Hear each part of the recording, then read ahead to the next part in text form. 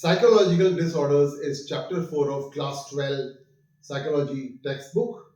And ladies and gentlemen, and my dear students, please note that this chapter, psychological disorders, carries 12 marks in CBSE class 12 board examination. My name is Lalit Rao. I'm a film critic, French teacher, translator, and interpreter. And today, for this video, I have come into a new avatar of a psychology teacher.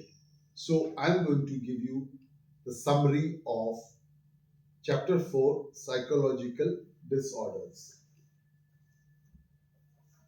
This chapter explains what psychological disorders are and how they affect behavior, emotions, and thoughts. Firstly, abnormality is discussed in this chapter, highlighting that it is defined through factors such as deviation from social norms, personal distress, and dysfunctional behavior. Different approaches to understanding abnormal behavior are also discussed. They are biological, psychodynamic, behavioral, cognitive, and socio-cultural perspectives. This chapter introduces the importance of classification systems such as ICD and DSM, which help psychologists to diagnose and communicate accurately about these disorders. Major categories of psychological disorders are discussed in this chapter. They are anxiety disorders, somatoform disorders, dissociative disorders, mood disorders, and schizophrenia. Childhood disorders such as ADHD, conduct disorders, autism spectrum conditions are also briefly explained in this chapter. Anxiety disorders include generalized anxiety, phobias, panic disorder, and OCD, obsessive-compulsive disorder. Somatoform disorders include physical symptoms without medical cause.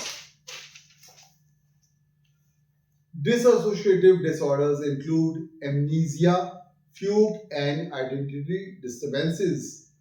Mood disorders include depression and bipolar disorders that are characterized by extreme emotional states. Schizophrenia is discussed as a severe disorder that involves delusions, hallucinations, disorganized thinking, and impaired functioning. Finally, this chapter stresses that psychological disorders are not signs of weakness but health conditions influenced by biological vulnerability, psychological processes, and environmental stress. It encourages awareness, empathy, and the need for early identification and professional help to ensure better adjustment and quality of life. So, my dear students, this was the brief, let's say, mid-sized summary of chapter 4, psychological disorders. I hope that you have liked this video. I request you to study by making points and expanding on those points. Thank you very much for having watched this video.